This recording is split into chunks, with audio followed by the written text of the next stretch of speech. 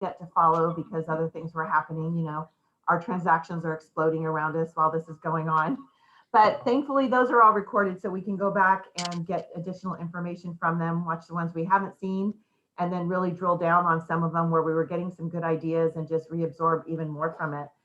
So I appreciate Michele giving us this time today so that we can share our ideas, our ahas, because together we can all do so much more than what we can do by ourselves. And so brainstorming sessions to me are all coming up with the best ideas.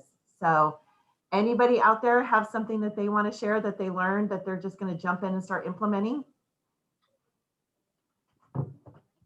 We can start off by, so you guys all know I can't handle silence. So she asked a question. So if I don't hear anything, I got to like chime in. So, because I don't want her to feel embarrassed. So, no, I would rather let them be uncomfortable that nobody's saying anything because eventually somebody talks. So my favorite quote is being a master at leveraging. And I love that because there's a lot of agents right now really digging deep and getting assistance, and it's working. So I absolutely love that quote. Anybody else? I during the script off, the last one, I heard someone say, scripts sets you apart from the other agents, and I hate practicing scripts, and that was something that kind of made me look at it differently. And just as a coincidence, the next day I got an email from Role Play Rumble, and so Keller Williams has this weekly thing with Role Play Rumble with videos and keeping score and all sorts of really interesting information. So I think that I'm going to do that starting March 1. And Tanya, I'm so happy that you brought that up about scripts because those script offs were amazing. Yes. Not only for the content that they shared, but it's how they say it, and it's the ease with which they say it. And I tell my buyer's agents all the time, you don't want to be practicing on your clients. That's why we practice with each other, so that when you get those objections, the answer just flows off your tongue and it's natural, and you come off very confident. Because if we can't do that, our clients can see right through it and they're on to the next agent. There's too many out there. So I love the fact that even though you said you really don't like to do it, because I'll admit I don't like doing it either, but I can definitely say that over time it's improved, and I've won clients because I was so comfortable with scripts. I do want to say Beth's class on Wednesday is growing, and I do want to thank Beth for putting it out there. And obviously with you had to get comfortable with being uncomfortable and starting this.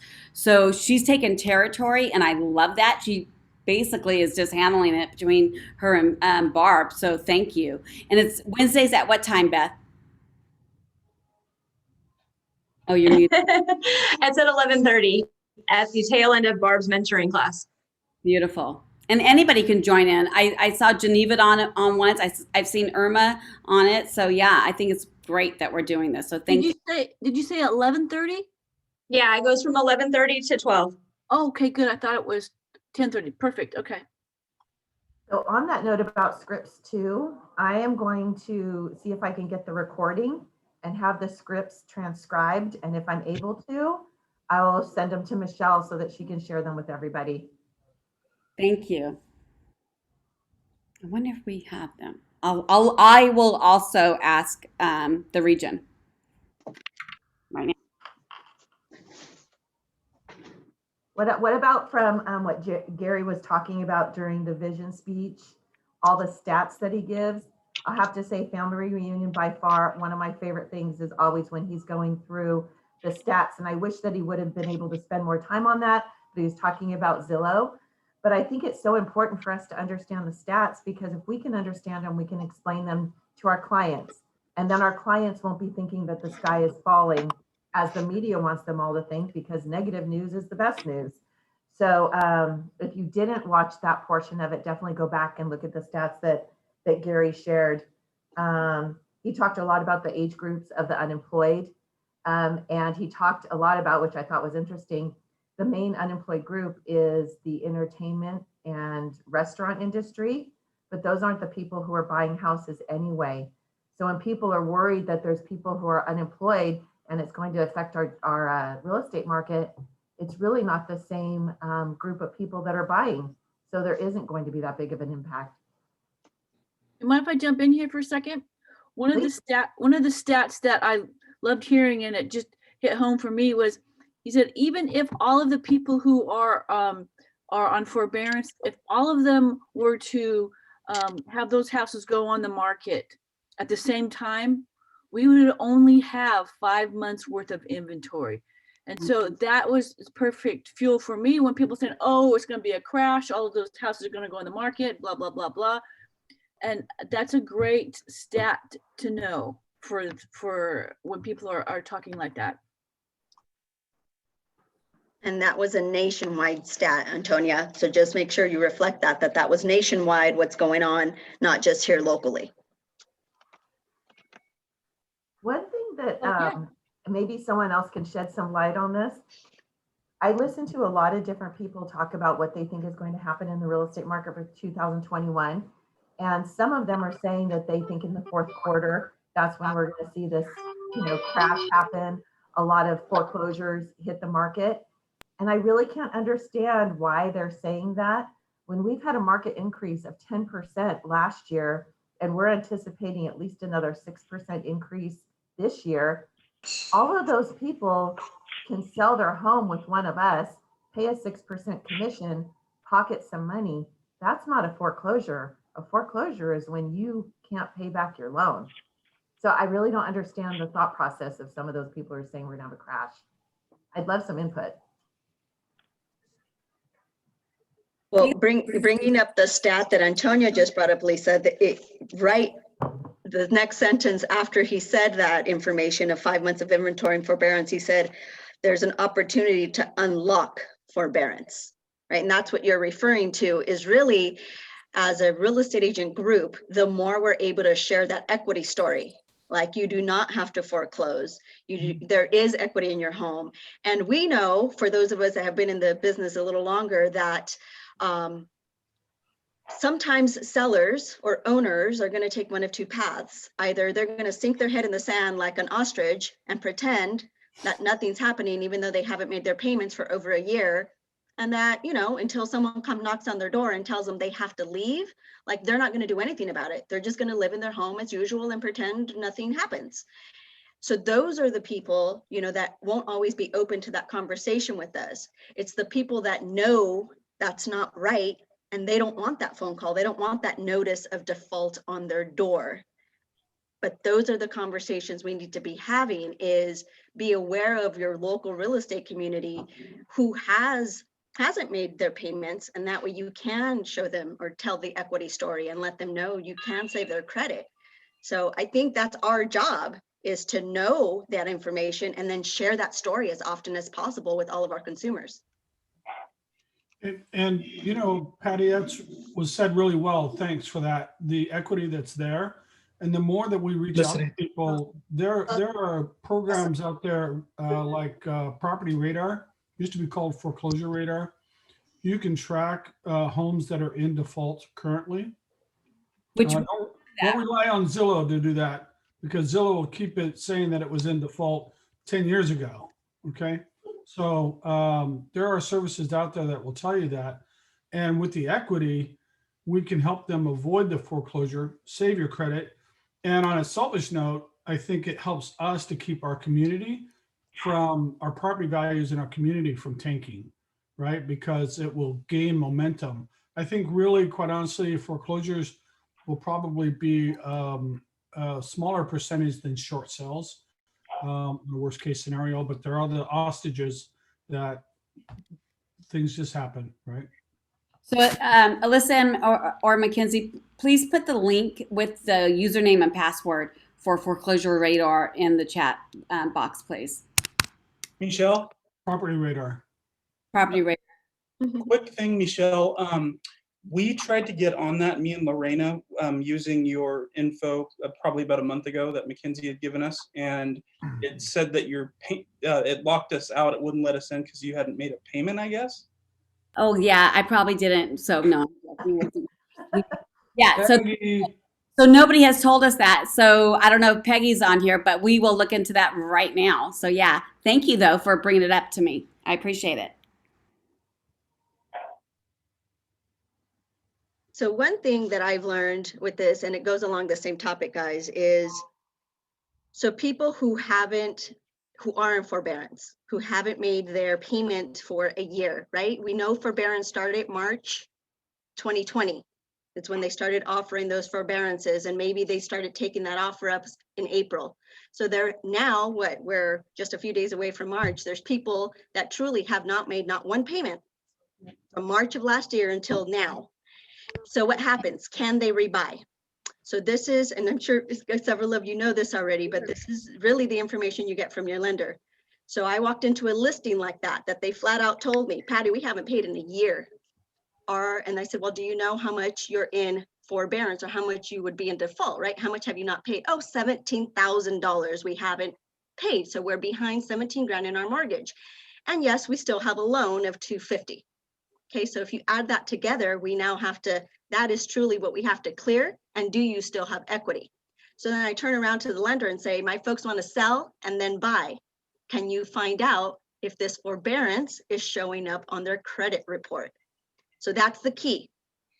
If a consumer wants to sell and buy, you have to get them qualified first.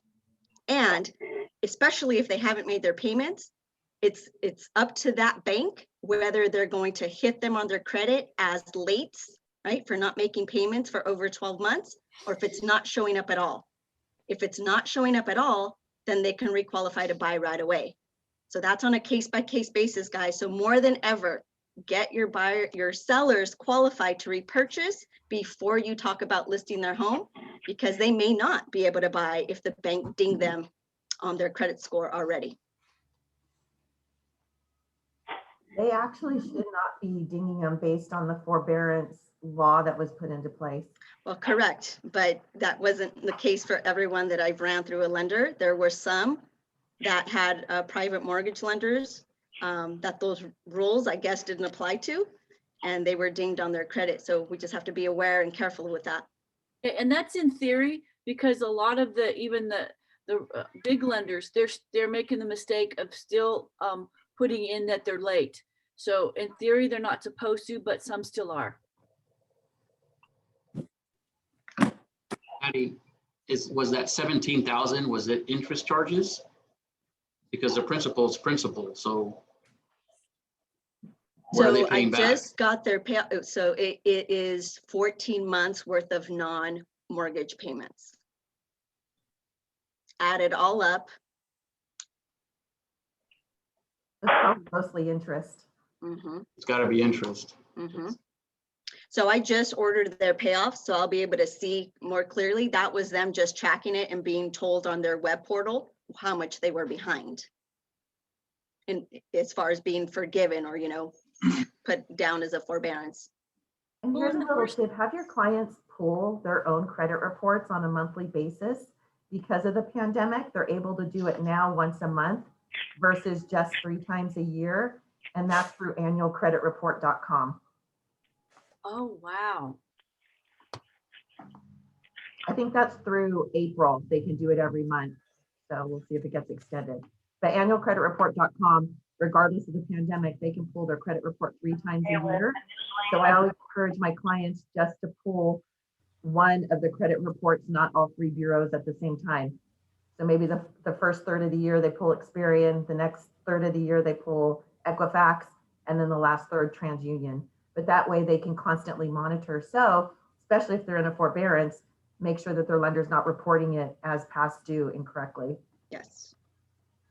That's a good pro tip. Thanks, Lisa. What else did everybody learn? There's a lot of positive, not all doom and gloom with people not making payments.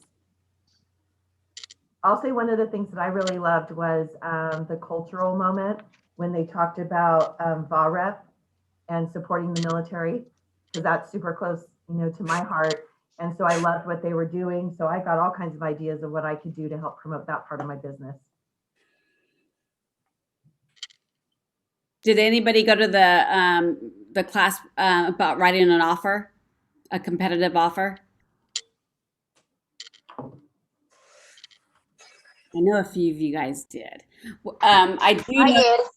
I did, Michelle. Yeah. And to be honest, I mean, for me, you know, obviously I'm buyer heavy, so there wasn't any real new nuggets. And I'm very thankful. It's kind of one of those things where it's like a double-edged sword. I'm very thankful because that just goes to show me that our offices and our agents and what we share with one another, we're on top of our game over here. And I really appreciated that because it kind of was a reflection moment for me as a market center, as ALC, as leadership. Like there wasn't really anything above and beyond. It was great information, but it was just what we already knew. Wow, that speaks volumes, Des. Thank you so much. I appreciate that. That's You're welcome. And Des, I think the only one little nuance I got from that specific class, because you're right, I felt the same way, so that was good, is I know right now sometimes it's a little harder to track down agents, especially when they're receiving 10, 15 plus offers and it's, you know, they stop answering the phone. Sometimes they stop answering text messages. So they said, try video. Try sending them a video message or embedding a video in your email, just so you're still trying to get in front of them and being different, as opposed to chasing them down the traditional ways. So that was the only That little nuance a I thought listing was agent actually responded to me in the Manteca area with video. Yeah. Probably about 3-4 weeks ago, and I thought that was really cool. I was like, oh, and so I responded to her in video, and we kept going back and forth, and we chuckled about it because it was like, this is just this could be the new norm, you know, and it really just allows you to know one another on a whole different level before they're even really looking at your offer, right? So yes, especially since we can't be in person as much. It's really nice to be able to see each other's faces in a different way. So I would say definitely start using video. And then the other thing they mentioned, I had it right there on the tip of my tongue. Hold on. Video. Video and, okay. So if you're the listing agent and your offers do not get accepted, I was just having this conversation last week with another agent in our office, is right now we are setting the tone for our personal reputation based on how you're acting as a listing agent as well, right? Buyer's agents, of course, you're making those phone calls, you're trying to get on. It's treat everybody nice is that didn't get their offer accepted. You know, we can only accept one. We can't accept all 12. So how you communicate back to the other parties that didn't get their offer accepted, that matters too. And that's going to be a reflection of you and how you handle your business. So I got ideas as far as there was an agent who literally called everyone. Right, one called everybody just personally and said, thank you. We know it's a strong seller's market, but I appreciate that you submitted an offer anyways. I know personally, I send out an email and I include insights is what I call them. Like, this is what swayed or shifted the scales for the buyer that was chosen by the seller, and how many offers we had and the range of offers we had. And everyone always says thank you for that, because it's nice to just share what's going on, like truly going on, and what their competition was. Because I want any person later on when I have a new listing to remember that I treated them with care or nicely, you know, so they'd want to come back and show my listing and not think I was not a very nice person. So just remember, that sets the tone no matter what side of the transaction you're on. Thank you, Patty. That was awesome. Can I piggyback on that? To where literally as a buyer's agent, when a listing agent actually takes the time to give us motivation and actually let us know how many offers were there, what was the winning offer, that really helps me to keep my buyers to go back with that information and to keep them motivated and to actually give them insights as to, this is why your offer wasn't accepted because of XYZ. How can we tweak our offers to where we can be more competitive XYZ? So when listing agents do that from the buyer side, it really keeps their motivation going to where like, okay, that explains why we were so beat out kind of thing. So real important. I have a question, you guys. If you know when you go on a listing appointments, and there's a few of you I was just talking with last week, they were saying, you know, I always want to be the last person. But let's just say you are the second out of the 6 people, right? How are you closing them when you're the second person? Because clearly you want to get them to sign right then and there, right? And you're not that last appointment. And they've already maybe saying, you know, out of integrity, I want to still go ahead and meet with them. But also out of integrity, they shouldn't want to waste their time if you're the right person, right? So how are you closing them? Because I know a few of you are, so that's why I wanted to chat with that. Go ahead, Lisa. You look like you wanted to say something. Well, there's 2 things you could do. I haven't done this one yet, but it was a great idea. Is usually if you're meeting with a couple and they're not ready to sign, it's usually because they want to talk to each other. So rather than give them the opportunity to say, well, we're going to discuss it and then we'll call you later, you say, hey, I wanted to go grab something out of my car really quick to show you. You go out, you give them a few minutes. When you come back in, they're going to know if they want to list with you or not. The other thing, because it gives them just that few minutes that they need to say, yeah, I really love her, or no, let's move on. And then the other thing is, I will usually say to them is, okay, I can understand that you want to talk to other people. Will you just make me one promise? And they usually say yes. And I say, will you just promise to, if there's something that somebody else talked about that I may not have addressed with you, will you give me that opportunity to address it with you before you sign an agreement with anybody else? Once they promise you that, they will usually call you back and I can overcome that objection and get the signature then. That was awesome. Thank you so much. That was really, really good. In addition to that, the fact that you said 6, I haven't come across any seller interviewing Okay, I just more grabbed than 2 people. I think in today's market, I really doubt they're interviewing more than 1 or 2 agents. I think the consumer today, being a seller, is looking a lot more online or leaning back to who they're in relationship with, right? Because I have clients from 2014, 2012. Like right now, my sell buys are all from my past clients of starting as early as 2012 through about 2016 that are stepping up and saying, I know I have a ton of equity now, let's do this, right? But yeah, that breadth, that room, I call it pillow talk. You know, that's what my parents used to call it. What Lisa was just referring to is husband and wife or partners wanting to talk to each other is that's exactly what I do. And I'll say, I'm just going to step out to give you guys some privacy so you can, you know, decide what you'd like to do from here and just step out of their house and give them that space. It works every time. That's awesome. That's awesome. Thank you. I think my experience has been different a little bit. Like Patty, though, I am getting a lot of past clients calling me, and that's where a lot of my business is coming from right now. But I am noticing people are interviewing 2 and 3 agents right now. And I think a lot of that is being driven by the fact that people think all we do now is put a sign up and the house is sold. So they don't really need us. So I'm going to talk to 2 or 3 agents to see which one's going to give me the best commission deal. So those I agree with that, Lisa. the scripts are so important right now.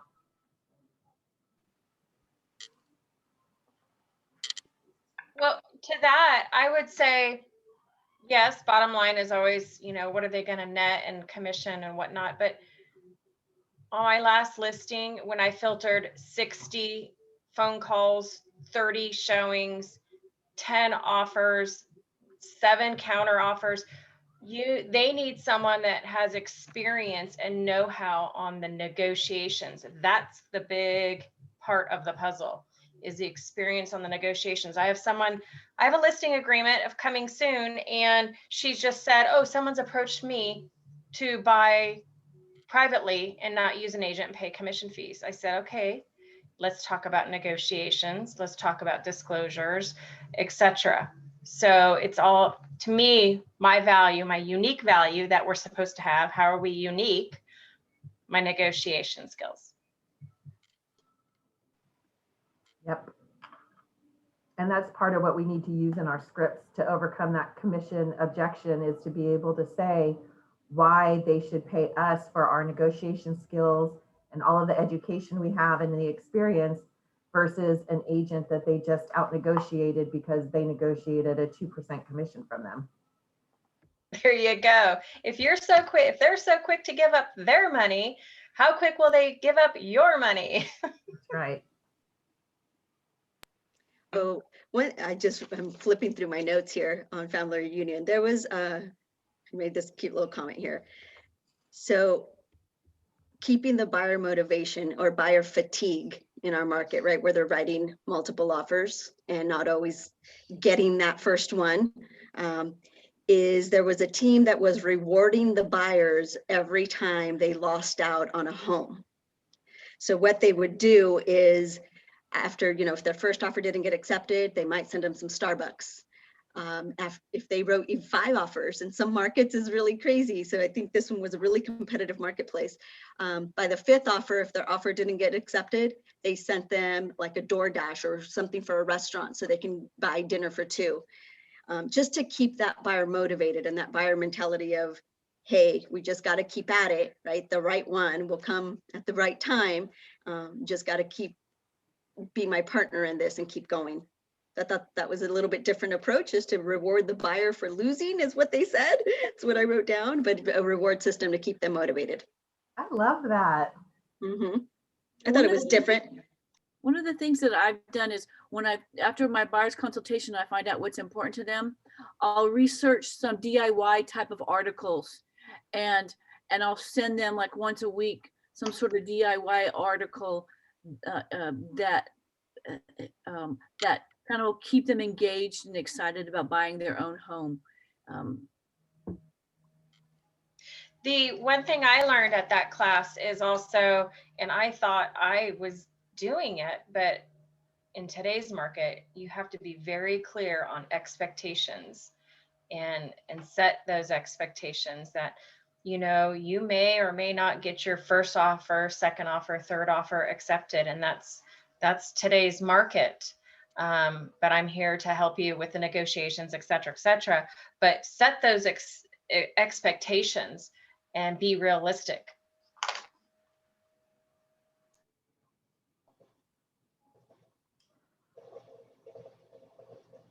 I took a class about, I don't remember what it was called, but it had a lot to do with your sphere and how to engage with your sphere, which I thought was really good. And I'm going to go back and watch it a second time because I couldn't write fast enough. But they talked a lot about how important right now it is for us to create those relationships, and that people are craving relationship, especially with the pandemic, because so many people haven't had that opportunity. And so I loved earlier that you guys were talking, or I think Desiree brought it up, about video is so important.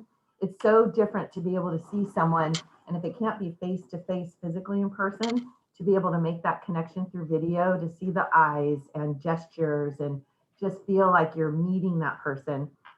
But on this session, they talked a lot about how important it has been for them to do handwritten notes to their group. They have it structured. I can't remember what the schedule was that they said they did it on, but they send those out. They do phone calls. They go from A to Z in 1 month. So 31 days in a month, 26 letters of the alphabet. They get through all of their past clients. And so they get that personal phone call. And people are worried about, well, what do I say? Or they bought their house 2 years ago and I haven't followed up.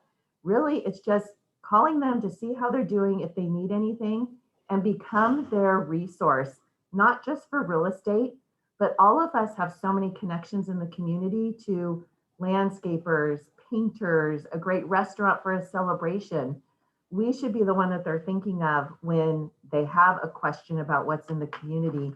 So they talked about really making themselves that resource. They talked about that they would do games online. So they would create they would invite their past clients to bingo, trivia, scavenger hunt, and all of this is done through Zoom. They actually send a photographer to their past clients' house where they can do a picture. So with graduation coming up, they said they were going to send it to the ones that they knew had a senior graduating, or maybe someone graduating from college or middle school. So their photographer will do photos for them on their front porch. which I thought was genius.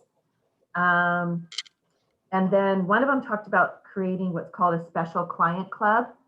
So when they're doing the interview for being their buyer's agent or their listing, they let them know, well, when you interview me and you become part of our client family, these are the perks that you get. You get invited to our quarterly event. We will periodically drop by with a special treat for you and your family. They had a business card that had 9 vendors on the back, so they got special discounts at community retail or restaurant. They were training people to give them referrals. They have a referral reward program, and they would send out a handwritten note the first time that they got a referral from someone, regardless of whether or not it turned into a transaction. They were training their sphere and their past clients that, hey, you give me a referral, you're going to get a treat on the backside. And then if they got more than 3 referrals, then they got an edible arrangement. Who doesn't like getting something free? And so, those people are constantly now just looking for, oh, you mentioned that, your kids are out of the house now and your house is too big for you. Maybe you should call Lisa about selling your home. So I love the fact that they talked about you train your people of what they should listen for and start sending referrals your way, and they'll be looking for them all the time. So I thought that was cool. And, Lisa, one of the things I was thinking of with regards to the client club is why not create a closed Facebook invite only group, right? So Lisa's loved ones or clients or whatever you want to call it, and it's a closed loop. What a great way to be able to stay in touch with your clients if they know that only they are in there, right? So that's a great idea. I love that, Patrick. That's it. I'm done for the year. Mic drop. That's awesome. What I heard a lot over and over this year was creating community, building relationships. It's exactly what you're saying, Lisa. It's creating community within all the people not just community within your database or within your clients. It's creating community with your vendors and the people who really help us get business done as well. Like checking in on those agreements that you have with them and building that relationship stronger. So when you do need the roofer or, the plumber to come out, like they know you other than just a name on their phone. They know about you and your business, and vice versa. You know about them as well to continue to support them in their business or in their part within that business. So it's just creating community and really getting to know people at a much deeper level. And somebody that does this really well and shares and kind of just helps you think about all these things that you can do is Jason Abrams.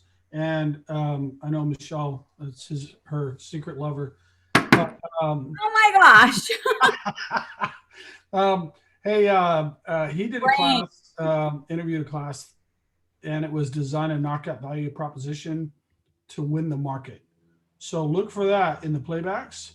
And, he describes how important it is in between the transactions, right? Which is what we're all saying, right? A client really only needs you when they're buying and selling. It's that 7-year span, 3 to 7 year span that we have to make sure that we still focus on them because that's where the business is going to come from.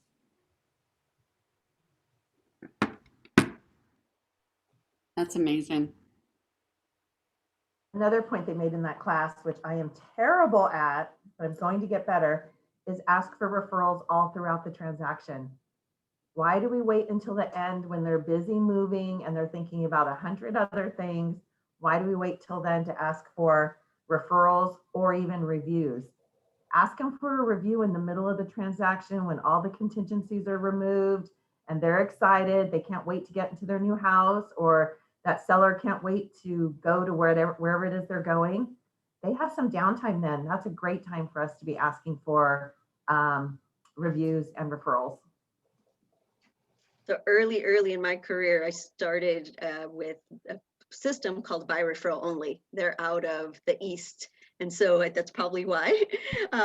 But what you're just saying, Lisa, is anytime we create a conversation where the client goes, wow, or like, thank you, perfect time to ask for a referral, right? You're already creating those moments throughout the transaction.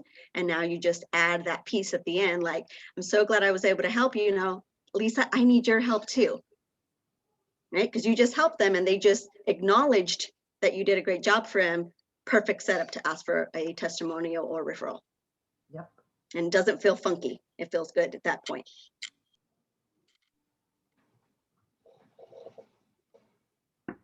Who else, guys? Oh, I was gonna say, here's another quick little script that I wrote down. Everyone gets asked, how is the market, right? You could be in the grocery store, you're wearing your KW shirt, and someone's gonna say, oh, are you in real estate? Yes. How's the market? I loved what their answer was. Business is great, but we can always use more, especially right now while we have a severe housing shortage. And it just leads into that conversation. Who do you know? So I like that one.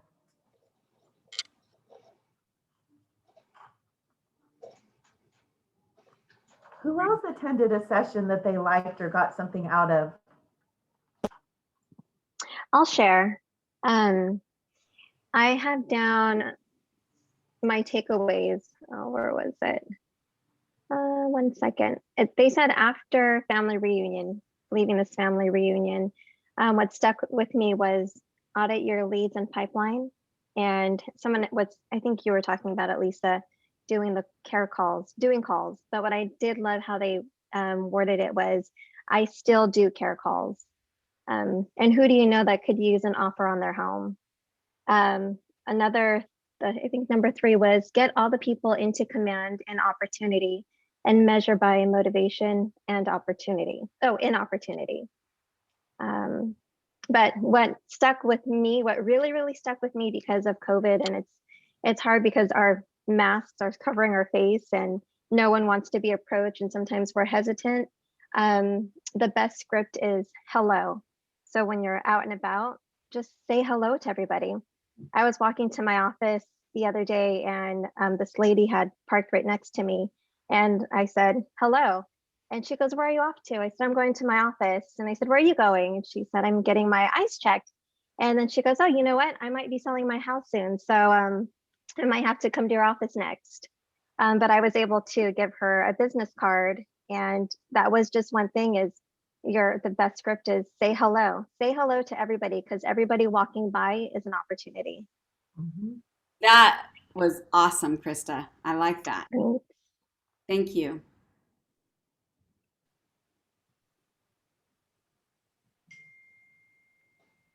Okay, I'll share. You, Michele, you give them long enough, they share. I know, right? Silence is killing me. I'll share. One of the things that did hit home with me too, that really made me stop and think was they were hitting home a lot with unique. And I think Janet had that hit home a lot with her too, was hashtag unique and everything. And so one of the things that I really went, let me stop and think was when they said, okay, let's in your cultivate and in your transactions, what is your insights, your access, and your service between cultivating and in the transaction? And what are you going to do to make it unique for you and your service, your insights, your access? You know, we all have Keller Williams with the technology and everything. So we already have a different unique access, but then what are we doing on top of that? So it really made me stop and think about my whole process from the moment I say hello to somebody to handing them their closing gift at the end.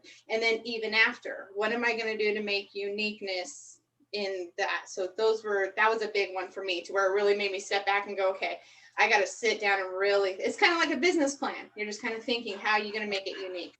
So that was a big takeaway for me. Okay. Good one.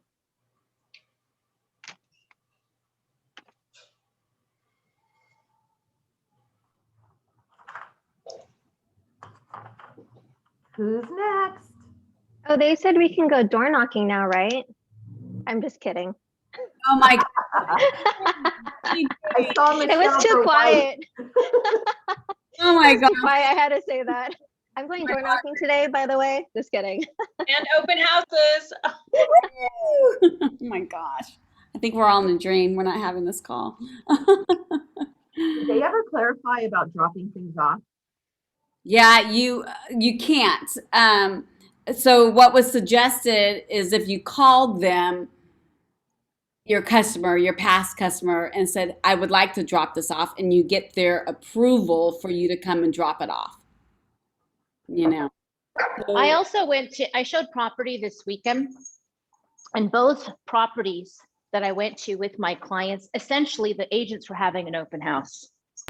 I mean, the lines were down the street, and I have to look it up to see the wording that they used in the MLS, because it said, this is not an open house. This is a continual public, I forgot how they worded it. Right there, as plain as can be in the MLS, and they were both in Stockton. And I'm telling you, there was probably like 40 people waiting outside to get in this house. Wow. Okay, so Rachel, I can't see Chris on. So, I mean, they have to have. By any means, I'm not suggesting we do that. I'm just saying, like, it's happening. It is, but we can't be the one that's going to make us non-essential and get fined and all that fun stuff, right? No, I'm not. That's not my suggestion. I'm just saying it's frustrating for us, you know, and we can joke about it. We're all doing the right thing, and most of the agents are. And you're right. It's going to be those people that are going to ruin it for the rest of us, you know? I do know there's 2 offices that have been written up, right? But I mean, DRE is so behind, right? So I don't know what will transpire. They actually an 800 number to call when we see things like this. They want us to like self-report all this. You know, that's just not my style. What can we do as listing agents? Michele, you know my situation. I had scheduled appointments for 3 days, and I actually did it like 45 minutes to an hour apart. I had agents call and say, well, can't I just squeeze in? And I said, there's no squeezing in during COVID. And ultimately, I found out that on my lockbox during this full day of appointments, 3 agents illegally squeezed in and trespassed with no PEDs, no pre-approval letter that was requested in the MLS, and just went on in on their own. How do we stop that? CBS code. Well, okay, that I did learn. I know about it, and I've never done it. But with 15 appointments in a day, or 12 appointments in a day, how is that done? Once he received, then you give it to him. I'd like to hear on that topic, Janet. I really appreciate you bringing it up for our heavy hitting listing agents. Because I mean, those that take 2 or 3 listings a month, and we know it's a high volume of calls and activity over Friday, Saturday, Sunday. But those of you who are taking 5 listings a week, how are you managing that? I'd love to know, because I can learn. I'm not doing something right, that I definitely can learn how to manage those calls and manage the PEDs and manage all that we're having to adhere to in today's market. So please share.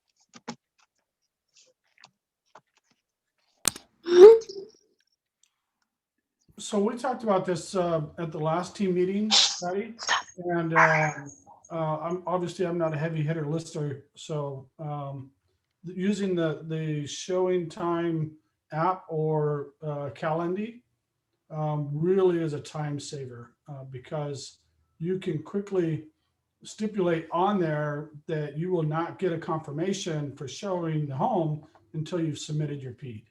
Right. And once you've submitted it, then you can say yes and send a response with the CBS code. So it's almost automated. It's like having a personal assistant, as Janet Anderson said last week. It's really a great app and a time saver. So, Patrick, I tried that, and they requested 12 noon. Well, no, 12 noon wasn't available, declined. Then they came back at 12:15, 12:30, 1. And so I was just filtering more emails and text messages. Okay, I'm going to go out on a limb, and I'm probably ratting myself out, but I'm just going to tell you what I do, right or wrong, and if you need to address it with me later, Michele, you can. You need to mute myself and walk out of the room. So I talk to my clients beforehand, and I usually will put my homes on the market on a Thursday, sometimes Friday morning. I will tell my clients, you guys need to leave for the weekend, and we are going to have showings all day Saturday, all day Sunday, and we work out a window, let's say 10 a.m. to 7 o'clock. I then just tell in my listing to go ahead and text me, and I respond back. You can show anytime between 10 and 6 p.m. Send me your PED. Now the ownership is on the buyer's agent to send the PED, and I just tell them, be patient if somebody's there in front of you. I haven't had any complaints, and I think people like it better because, quite honestly, how many times have you had agents text you and say, we're running late, we're not going to be there for our 12:30 showing? It gets all messed up. Then somebody gets there and they're upset because someone's in the house and they took longer than they should have. But I've just set the expectation, just go anytime between 10 and 6, wait patiently for your turn, and I've had 0 complaints. Rachel, would you like to comment on that? I just want to make sure, I mean, we have 40 people on here. Yes, I've actually done that or similarly as well. So, I mean, I kind of give them an idea on the timelines. I don't necessarily tell the agent where the lockbox is until I receive the PED, but that has been, it can keep you busy when you do it that way. So it just depends on, you know, are the clients home? Are they just going to take off for the day, which is always best. It's different for every situation, but yeah. So Rachel, are you saying that us as listing agents, that we don't have to take the time to, if we're not using showing times because the home is occupied, right? And we have people there who are concerned, to space them out ourselves every 15, 30 minutes, 45 minutes, as Janice was saying, it's okay to give carte blanche, 10 to 7, homes available, go and show, as long as you send me the PED? Is that what I'm hearing you say? Well, so per DRE, we are supposed to clean in between each showing. So we're supposed to leave that cleaning time in between each showing. So I'm definitely not saying do not follow the guidance by any means. But I am saying that, you know, depending on the seller scenario, and if they can just plan to be gone, go visit family, go shopping, run errands, whatever.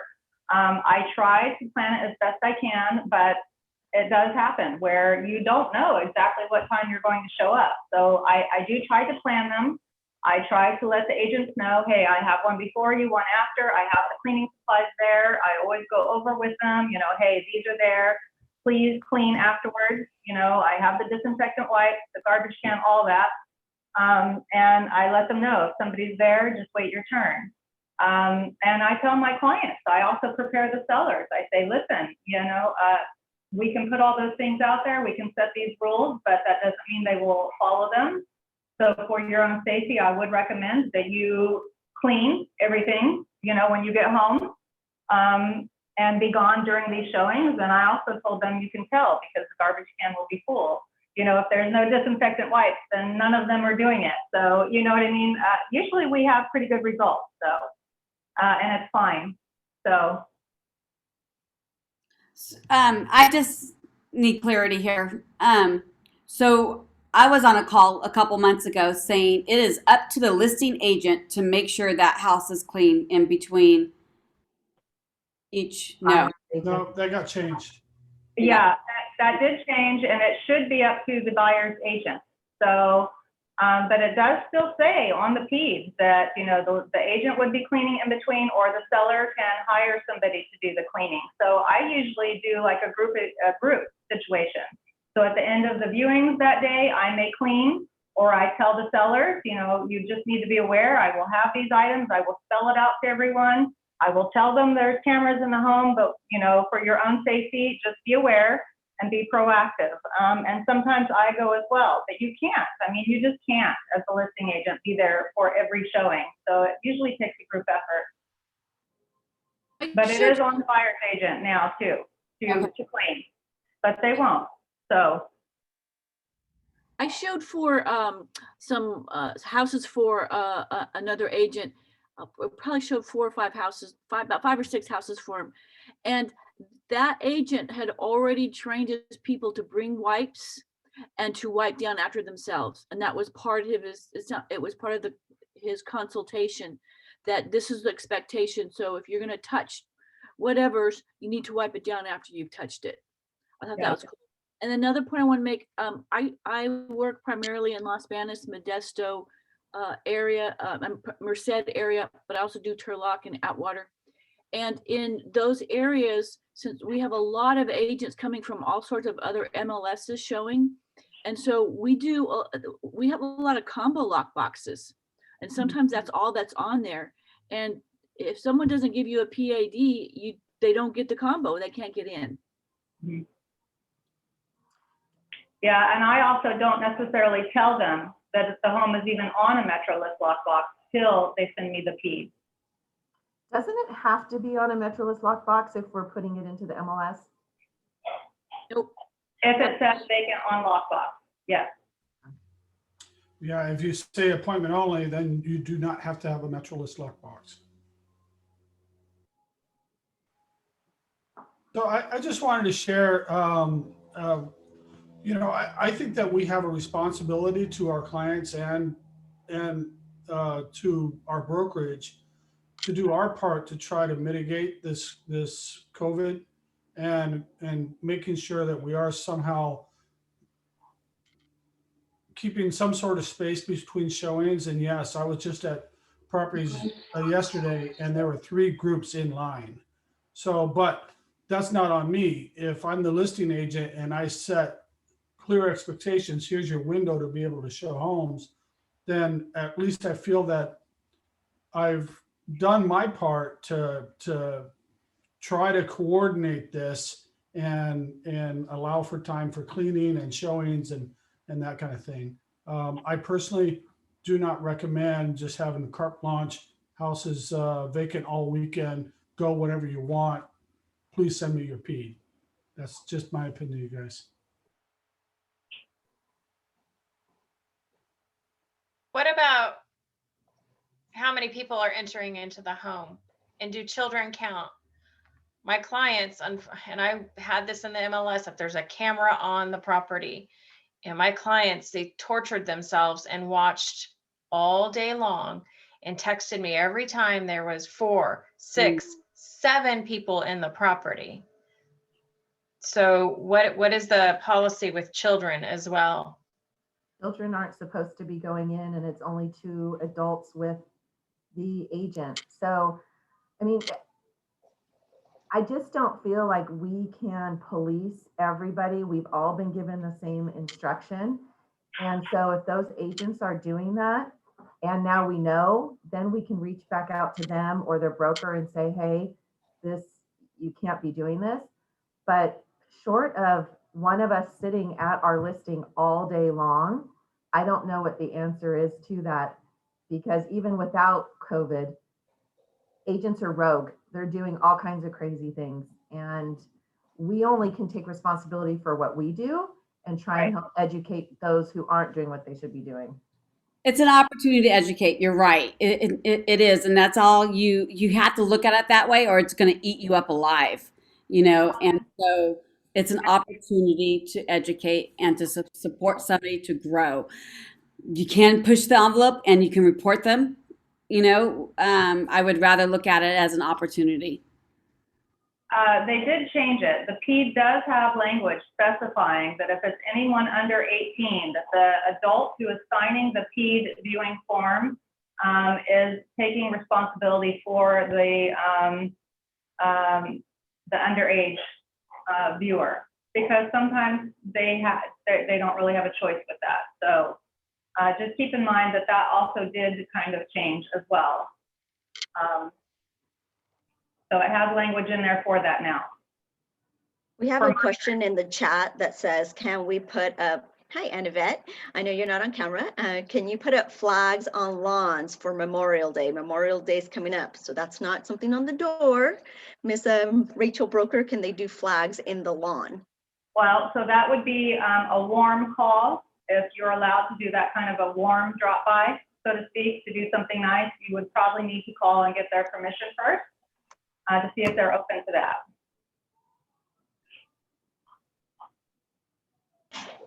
Can you tell us the date of the latest PEAD? I want to make sure I'm using the latest one. They change it sometimes and I just don't catch it. I believe it was July. I have July 2020.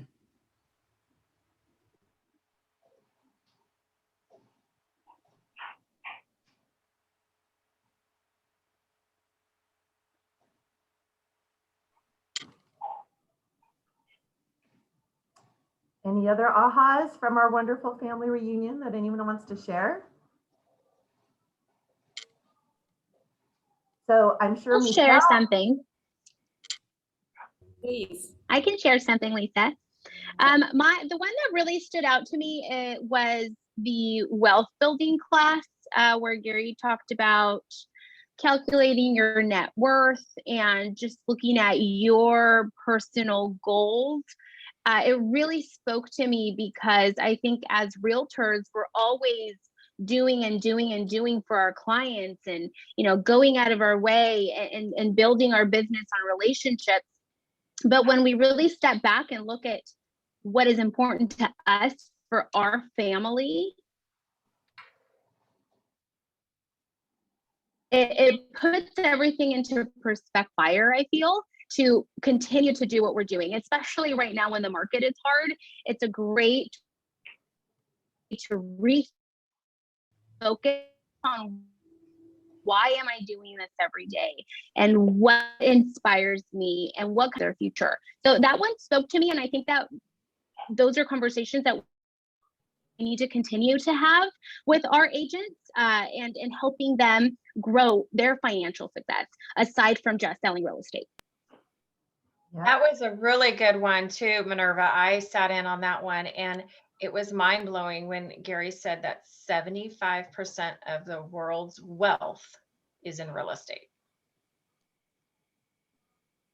Yes. And then we can go and educate our clients on that too and help them grow their wealth too. So it's pretty amazing. It was very exciting for me to hear that one. So we're actually looking at a instructor coming out to Northern California, Hawaii, our region, to actually teach this class to us again, because that was so quick, right? But everybody was like, oh my gosh, so much value in this one class, right? So that is going to be coming around the corner. So that's exciting. Because that was. Thank you. Yeah, you're welcome. I know you requested it, so I wanted to make sure you heard. Well, Michele, why don't you take a few minutes to share with us all the things that were celebrated at a family reunion? Awesome. So Carlos, she's sitting right there, individual GCI. So congratulations in Northern California and Hawaii. We have Irma, top team transactions in Northern California and Hawaii. So that was pretty exciting. Christy Love, top individual, I think it was GCI as well. And we got, the leadership got an award as well for being innovated. And what that means is participating, being part of everybody's success, being part of the labs, being part of the masterminds, being just invited to really, really raise our lid. So in turn, it's going to raise your lid, right? And it's very gratifying to receive something like that from the region. So yeah, so I'm very, very proud of our leadership that they see the vision. It's our vision. It's not just, one person's vision. It's all of our visions. But thank you for bringing that up, Lisa. That was very kind. Yeah. So Congratulations, Michele, for leading all of that. And you're right. When it comes from the top down, it helps all of us be successful. So you're raising your lid, we're raising our lids. Thank you. Thank you. That was very, very kind. I appreciate that.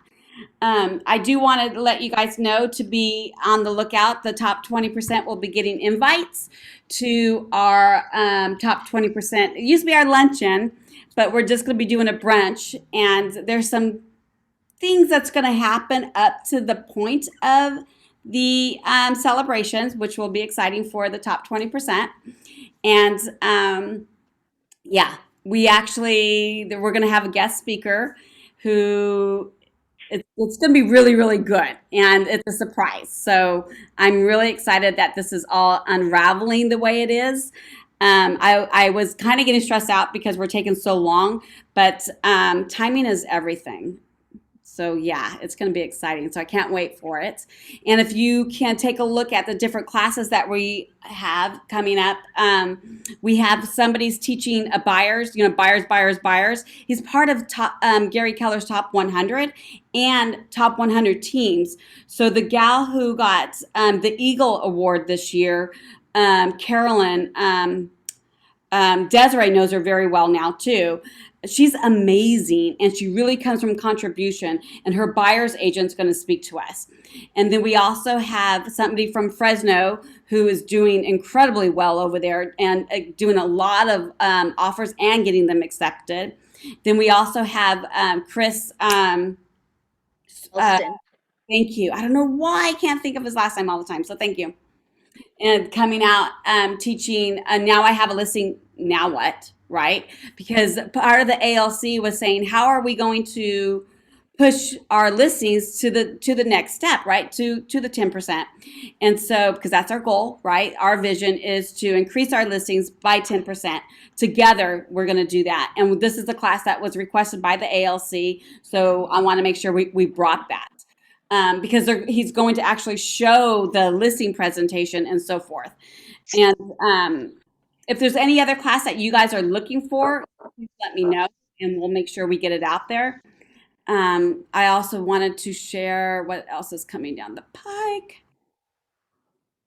So you can refer to the save the date. Save the date that comes out. Those are all the classes she's referring to. Which is out there, right, on Facebook. And I believe I might have emailed it. I'm not 100% sure. I think I did, or somebody did. How about Family Reunion 2022? What do you have to share about that? That's in Orlando, darling. Yes, Mickey Mouse is calling us, and we've got to go see Mickey Mouse. So yeah, I'm going to go. I'm going a day early because I am going to go to Disney World. Last time I didn't go because I was so exhausted from Family Reunion. I couldn't even go to the party over there. I was so tired. So you guys, Family Reunion, yes, it does cost money. It does, but not everything that we have of value costs money, right? And somebody just asked for information. There is no information on it except that it is in Orlando. And I posted the dates on Facebook, which I can't remember right now, but I'll get to that. February 18th to the 22nd. Yes. Thank you, Patrick, for actually seeing it that morning because we booked our rooms and now I heard the Hyatt's all sold out. So, but there's like East Side, West Side. Orlando Conference Center is huge. I think it's bigger than New Orleans, So let me ask you this, you guys. Yes, you have to pay for family reunion. Is it worth it? 100%. Definitely. Okay. Well, Absolutely. the connections I've made, Michelle, Yes. The referrals I've received have paid for it. Which I love hearing that. Yeah, when you go back and you start seeing the same people over and over again, and they remember you and they're from a different state, and you have those rapports, you're sitting next to a person in class that you sat next to 2 years prior, and they remember. I mean, it's a lot. It means a lot. I've gotten referrals, a lot of them, because of those types of situations. So what I'm hearing is you get value out of family reunion, but you also make money because you are getting the referrals and you are learning new tools to have a better business, correct? Okay. That's good. I wanted everybody to hear that. What else did you want to chat about? This is your time, your mastermind. Well, Patrick had put in the chat something that I did want to hear on, which was appointment only open houses. I've been seeing that a lot lately, to where they have a window of time to where they're the ones that are going to be showing it, and it's by appointment, kind of like what the new builders are doing, or how they do it now. It's a non-traditional open house. We can't call it open house. So just my mind was thinking about it because at the beginning of the meeting, somebody shared that another office is doing this in Stockton. And I know for several of the realtors in our office, open houses is our bread and butter. And somehow creating, and I know that we need to hear from Rachel and Chris, best practices, but appointment only. They have to sign the PED before they come in, right? You have to register them, that kind of thing. Which, you know, they register, they have to register. So guess what? Now you've got their name, phone number, and email address, right?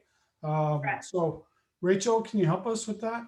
Yes, you actually spelled it out. We definitely cannot do traditional, or what used to be traditional open houses. They do need to sign the PED form. We are still supposed to sign those virtually and remotely as possible, and they do need to register. So we can certainly do, you know, a virtual open house, right? Those are available.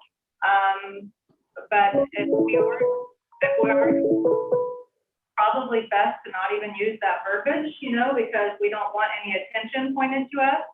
And it's a difference. You got to have the PED signed. You got to have the appointment in advance. You got to space them out. They can't all be going through the home at the same time. So, you know, I just had a question right now. I just want to make sure, wouldn't all those people filtering through that open house be represented by an agent? So where's the value to the listing agent to sit there all day? I don't know that they would, I don't know that their agent would always come necessarily. So you might be surprised, Michelle. So, and with today's market, if you're the listing agent, buyers jump ship. I mean, they're not always loyal. Got it. And People. I'm thinking that, you know, there's an app that's out there where you can quickly do a PED. And so somebody says, hey, I want to see the house, you know, yeah, let me send you this PED. And maybe you can even ask them those questions that you get every single time you go to the doctor's office, right? And they sign the PED electronically while they're still 6 feet away, right? You've got it now. And then you say, okay, you're next, right? I'm just I'm throwing it out there, you guys. I never want to do an open house myself, but I know others do want open houses.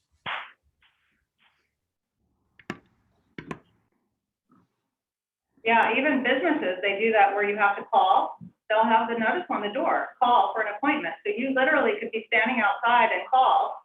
Then we could send the PED, or we could, you know, walk outside with our mask, etc. And we you know, back-to-back, you know, viewings scheduled from this time to this time. You know, call me to schedule your space or your time slot, and get the buyers contacting you directly. So there's probably a lot of unique things and opportunity there, as long as we try to do it with safe practice, which I have to tell you, a lot of people may even appreciate that. So we might be earning points by doing it the safe way. So let me throw it out there. Since we can't use the words open house, what's another good word or phrase that you can use? If I was marketing this, how would I do it? Anybody? I was thinking about non-traditional COVID compliant open house. That pretty much spells it out. I think using the word open house anywhere would put us at risk. We need to change. I think it could be something like what the model homes use, which is, you know, a tour, schedule a tour. Like private you know, tour, private tour. Pre-scheduled private tour. Openings available from 10 to 3. You know, call me and I can get it coordinated. And if they have a realtor, you know, sometimes it is to the benefit of the seller too, because their realtor may not be available. And if you're open to doing that, sometimes I've done that. You know, if it means a great offer for my client, I'll do it. Right. But you can also get a lead, you know, and say, hey, I don't have a realtor, you know, I just want to look for it myself and do that. I think there's enough value in getting clients that way that we should probably consider putting together a team to maybe come up with some kind of way that we can go about it legally or without too much risk. that we can share with everybody down the road and start doing that, because the days are going to start getting nicer outside and people are going to want to be out. And we need to be ready to take advantage of those opportunities. And there are That's a clients great that want idea, to see Carlos. homes. I agree. There are clients that want to see homes as well. And then, of course, when you're trying to show homes, and an agent yesterday told me that had 3 homes to show, and it was going to take 4.5 hours because it was the only time slots they could get at each of those different homes. And man, that's frustrating. But you know what? Maybe next week, Michelle, maybe we can chat on this. Well, what I just wrote down is we have ALC meetings this week. We have them on Wednesday and Thursday. I'm going to put it part of the agenda, and we can go from there. You know, to actually. The best practices, the BPPP, which is part of the last 2 pages of the PED, does talk about non-traditional open houses, and maybe we can look at that before the meeting and chat about it. I found the listing that I was talking about earlier. The wording that they used was no open house, instant public viewing only on Saturday and Sunday. Please call to schedule an appointment.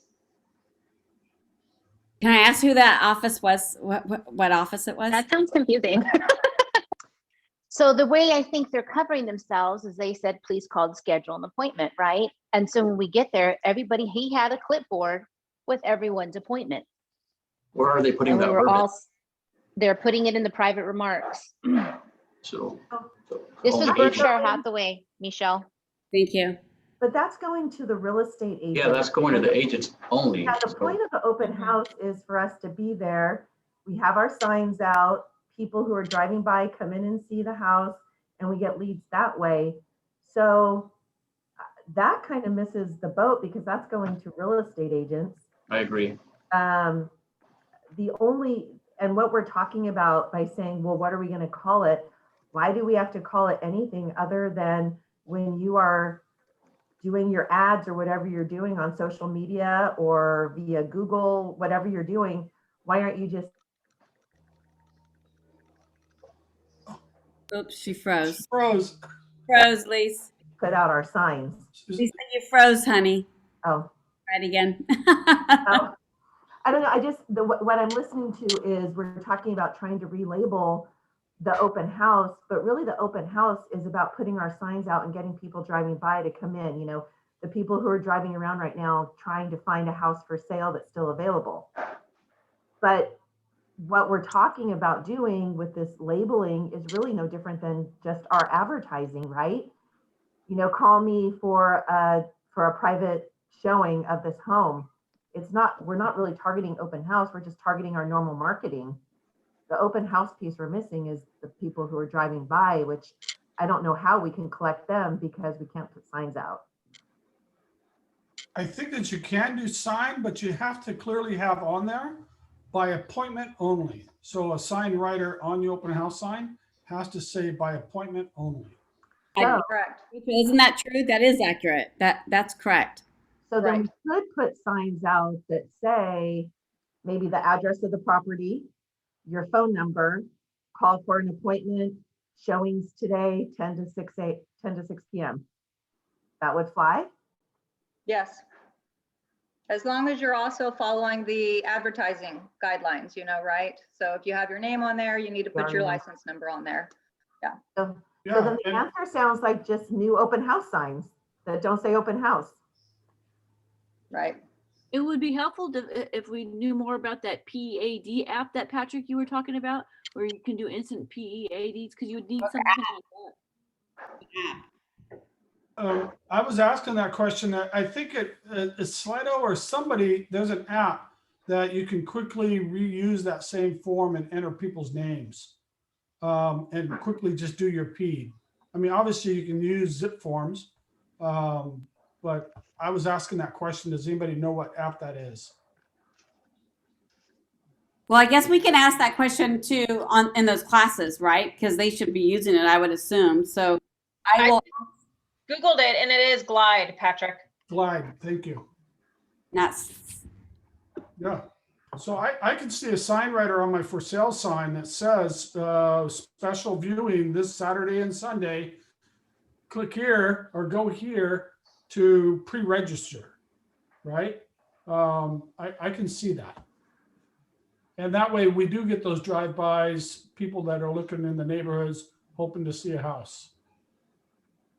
So I guess my question is, are we allowed to do that to where we carve out, say 2-3 hours from the scheduled available time just to hold it as a spot for us to do private appointments? Yes. Why not? I think that's best practice, right? I was actually on a marketing meeting, I think it was a couple weeks ago, and they were covering open houses and they were saying scheduled showings. And I like that special viewing for a specific time slot. But what some of the listing agents were doing is they can have their sign in front of the house, but they can't have it on a busy street. It has to be specifically just in front of that house. Okay. And then on the writer, it said scheduled showings. But that was my takeaway from that meeting, was they were able to do the scheduled showings, but they just couldn't have the open house signs on the busy street. It had to be directly in front of that house. I remember that as well. Okay. An app that I use, I'm going to look into Glide, is Write on PDF. I have an Android, so don't hate on me, iPhone users, okay? But Write on PDF, I believe it works on both platforms. Write on PDF, you can bring any PDF document into it and type into it, but also sign. If you have a stylus of some kind, or even your finger, you can sign directly on it and save it. And then, just as a good friendly reminder, you can always print PEDs and have a couple little stack in your car, just in case you're in a pinch. You just grab it and sign. Let him have the pen. Say, here's my disinfected pen. Here you go. Yeah, I kind of like the idea of the Glide, quite honestly, because they can go in and register again, right? And then sign the document. I'll see if before next week, if I can find out how to do that and how to make that as easy as possible. That would be great, Patrick, because I'm really interested in doing that. Are you enjoying the masterminds that we've been putting on? This is our second one. And there's a part of me that was saying that, we were going to do it once a month. But I also like the spontaneity of this. I think it resonates passion with all of us. And sometimes if we wait the 2-3 weeks, we'll lose it, right? It's like, what were we thinking again? And I forgot to write that down. So I know there's a lot of people who were texting me like, I didn't know in advance. And we are attempting to, email you, do an appointment request, put it on Facebook. So we're exhausting every avenue that we can to get it out there. If somebody has a better idea, please share with us. But there's no office that has a better idea. Everyone's doing the same thing. But my question is, the spontaneity is okay. It sounds like it is, because we again had over 40 people here. So correct? Am I assuming correctly? Yeah. Yes. Instead of saying, oh, once a month we're going to do this, we're going to do this when we need to do this, like this. I like that too. All right. What else, you guys? These are awesome. These are awesome, Michelle. Thank you. Oh, my pleasure. My pleasure. Okay, so on that note, I know like Ashley Borges came from a different office. Have you ever seen anything like this before? Did you do that at your previous office? Do something like this, Ashley? I was part of like a small Monday morning group that were made up of like lenders and title and agents from our office that we met once a week. But something like this and like adapting to the times, no, we did not have this. Got it. Awesome. Thank Good you. feedback. Thank you, Ashley, for sharing. No problem. So, and we're open to do whatever too, right? So just all you have to do is text me or tag me on Facebook, and I believe, no, Lisa texted me on this one. I can't even remember, but all we have to do is just rally together as a team. So yeah, together everyone achieves more, you guys. All right, we're gonna shut it down. Any other last ahas you want to share? All right, All Kelly, the great ideas. go ahead. No, just thanks for all the great ideas for everyone sharing. Thank you. Yes, thank you. Yes, thank you, everyone. All right, you guys, go get more listings. Bye, you guys. Thank you. Thank you. Bye.